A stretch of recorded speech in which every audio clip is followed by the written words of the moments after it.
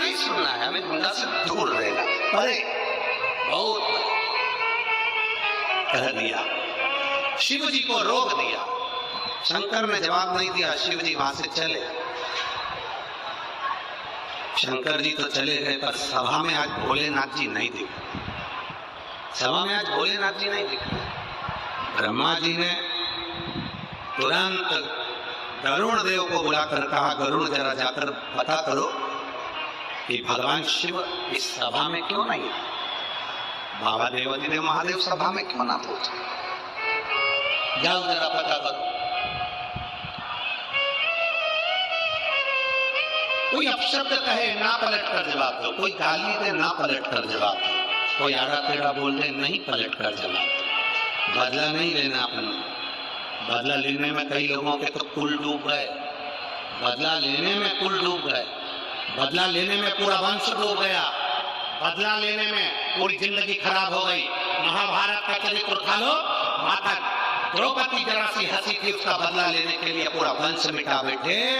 शूर्पणखा का बदला लेने के लिए रावण ने अपना पूरा कुल डुबो दिया, केवल बदला लेने के लिए।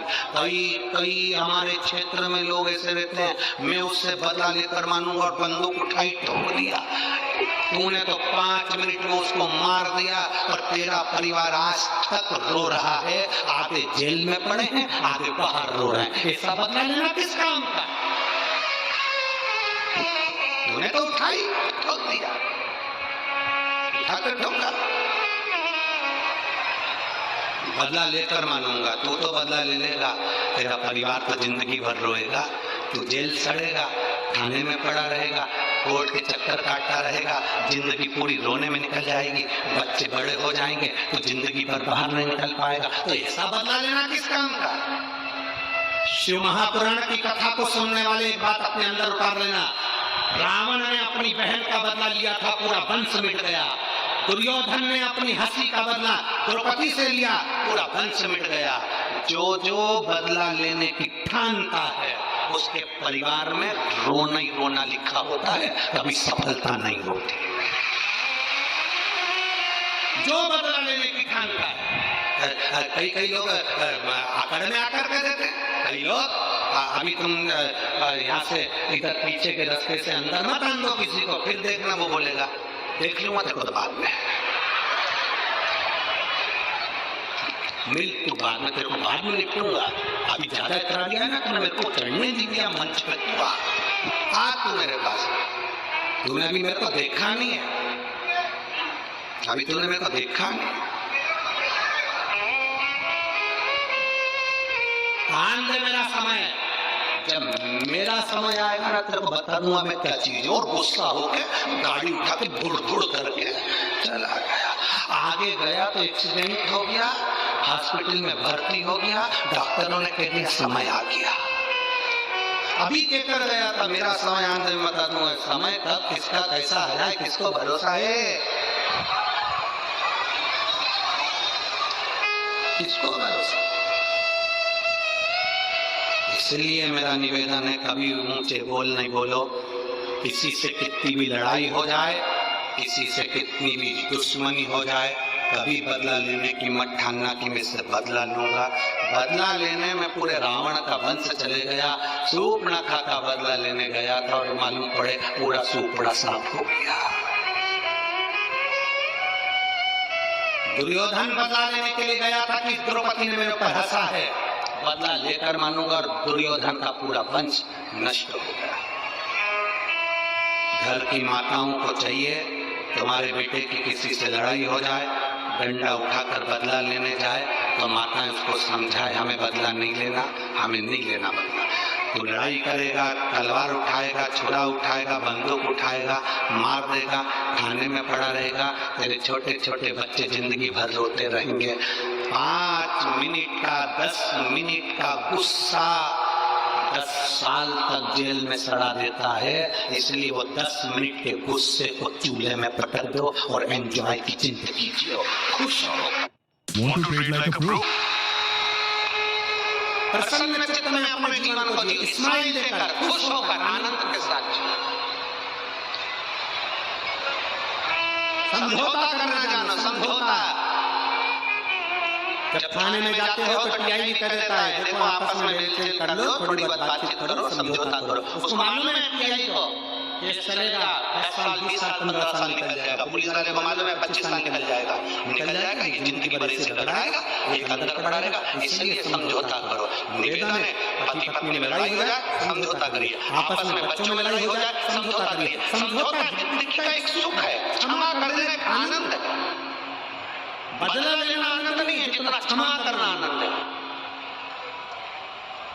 समझौता कर लीजिए, लड़ाई हो ना कोई बात नहीं, यही कहता है पुलिस वाला कहता, थानेदार कहता देखो बैठ जाओ आपस में समझौता कर लो। दोनों परिवार रोगे, अदालत में पैसा जाएगा, पैसा लगता चले जाएगा, जिंदगी निकल जाएगी, केस चलते चलते समझौता करो। समझौता जब आप थाने में जाकर आखिरी में जब केस समाप्ति नहीं होता तब समझौता करते हो, 25 साल निकल जाए तब समझौता करा।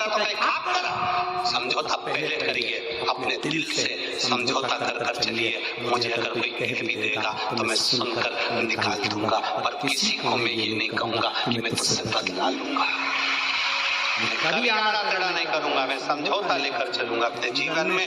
शंकर भगवान से सीख कर चलना। शिव जी कभी पलट कर जवाब नहीं देते, कभी पलट कर। शंकर भगवान ने जितने असुरों को मारा, एक भी असुर से एक भी राक्षस से शंकर जी की दुश्मनी नहीं थी। एक भी राक्षस से शंकर जी की दुश्मनी नहीं थी, एक भी। तुम अंदाजा लगा कर देखो, वो भस्मासुर राजा था, एक बार प्रवचन सुन लिया उसने, और प्रवचन सुनकर भस्मासुर ने विचार कर लिया मैं भगवान शंकर की पूजन करूंगा, शिव जी की पूजन में लग गया। लोग कहते हैं भस्मासुर था, असुर था, राक्षस था। हम कहते हैं उसके बराबर भक्त नहीं था भस्मासुर। लोग कहते हैं तारकासुर असुर था, राक्षस था। हम कहते हैं तारकासुर के बराबर कोई भक्त नहीं था। शंकर जी ने जिसको मारा सब उनके भक्त थे। भस्मासुर राजा था। पत्नी ने पूछा क्या कर रहे हो? शिव जी की आराधना। शंकर का शिवलिंग बनाता, पूजन करता। शंकर भगवान उसकी तपस्या से प्रसन्न हो गए। मांग तुझे क्या चाहिए? भस्मासुर ने कहा आपके चरणों की सेवा दे दो, मेरे को राजपाट नहीं करना, मुझे तुम्हारी सेवा करना है। शंकर भगवान ने कहा मेरे पास सब है, नंदी है, भृंगी है, श्रृंगी है, पत्नी है, सर्प है, गंगा है, सब है, मुझे तेरी जरूरत नहीं। नहीं नहीं, मैं तो आपकी सेवा करूंगा चाहे कुछ भी हो जाए, मुझे तो आपकी सेवा करना है, आप मुझे सेवा में रखो। शंकर भगवान ने कहा तो फिर एक काम कर, पार्वती जी से पूछा इसको कौन सी सेवा है? पार्वती जी ने कहा काम करो, इसको भस्म लाकर चढ़ाने की सेवा दे। भस्म चढ़ाने की सेवा? हाँ। पार्वती जी के कहने पर शंकर भगवान ने भस्मासुर से कहा तू जा भस्म लाना, मेरे पर चढ़ाना। शमशान की भस्म मुझ पर चढ़ना चाहिए, इसके सिवाय कुछ भी नहीं। मुर्दे की भस्म मुझे चढ़े, उसके सिवाय कुछ नहीं। अब भस्मासुर शमशान जाता, वहां से भस्म लाता, शिव जी को चढ़ा देता। शंकर बड़े खुश रहते, रोज यही करता, प्रतिदिन सुबह जाना, भस्म लाना, चढ़ाना। 6-7 महीने निकल गए, 1 साल निकल गया, 4 साल निकल गए। चौथे साल में भस्मासुर शमशान में भस्म ढूंढता रहा पर मिली नहीं, क्योंकि कोई मर ही नहीं दिया था। कोई मरे जले तो भस्म आए, अब कोई मरे ही नहीं तो भस्म कहां से आए?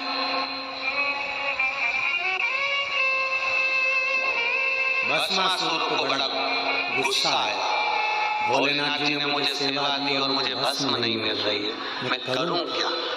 भस्मासुर की जो पत्नी थी बड़ी चतुर थी, उसने कहा देखो कब तक दूसरे की फैक्ट्री का माल लाओगे, अपनी खुद की फैक्ट्री चालू करो। भस्मासुर ने पूछा अपनी फैक्ट्री कैसे? पत्नी ने कहा शंकर जी की तपस्या करो, वर मांगो, जिस पर तुम हाथ रखो वो भस्म हो जाए, उसी की भस्म शंकर जी को चढ़ा देना, अपनी कंपनी का माल चलता रहे। रोज कहीं ढूंढने जाना नहीं पड़ेगा, किसी के ऊपर हाथ रख देना, भस्म हुआ, उठाया और चढ़ा दिया। कहाँ तक दूसरे की फैक्ट्री का माल लाओगे? अपनी खुद की फैक्ट्री चालू करो।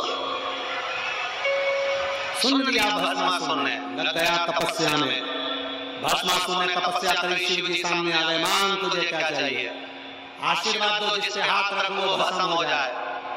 शंकर भगवान के अड़भंगे थे, उन्होंने कह दिया तथास्तु। खुश होकर भस्मासुर घर गया, खुश होकर जैसे भस्मासुर घर गया, पत्नी को देखकर आनंदित हो गया, मैं तुझे गले लगाना चाहता हूँ। क्यों?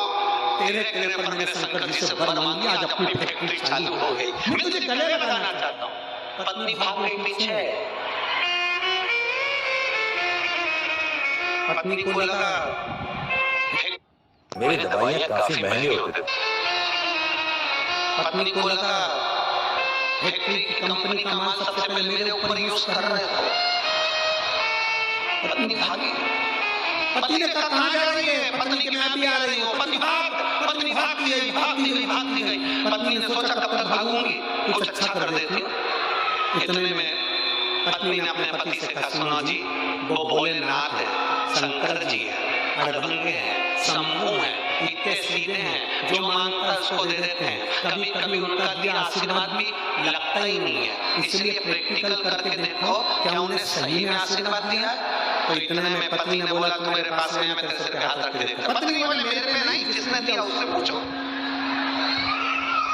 पत्नी गई शंकर भगवान के पास में, भस्मासुर गया, भोलेनाथ जी को याद किया, शंभो हर हर। शंकर भगवान आए, मांगो क्या चाहिए? उसने कहा, बस तुम्हारे ऊपर हाथ रख के देखना है कि तुम भस्म होते हो कि नहीं होते। शंकर भगवान बोले, बता, हमने कंपनी खोली और ये हम पे प्रैक्टिकल कर रहा है, शिव जी को छोड़कर भागे। जो भोलेनाथ भागे, पीछे पीछे भस्मासुर, आगे आगे भोलेनाथ नारायण भगवान के पास पहुंच गए। नारायण भगवान की धर्म पत्नी लक्ष्मी जी मिली। प्रभु क्या बात है, कहाँ भाग रहे हो? लक्ष्मी जी ने कहा कि क्या हुआ? शंकर भगवान बोले, पीछे भस्मासुर आ रहा है, जिससे हाथ रखता है वो भस्म हो जाता है। लक्ष्मी जी भी भागे। भागते भागते महादेव पहुंच गए सीधे नारायण के पास में। नारायण ने पूछा, क्या हो गया? भस्मासुर आ रहा है, जिससे हाथ रखेगा वो भस्म, जिससे हाथ रखे वो भस्म। अच्छा ठीक है, जिस पर हाथ रखेगा वो भस्म हो जाए। अब नारायण ने कहा, चिंता मत करो, चिंता न कर, चिंता न कर। भगवान विष्णु ने सुंदर स्त्री का रूप लिया, भस्मासुर के सामने जाकर खड़े हो गए। शादी के मन की बात आ गई भस्मासुर के। भगवान विष्णु ने कहा, मैं जैसा नाचूं वैसा नाचोगे तो मैं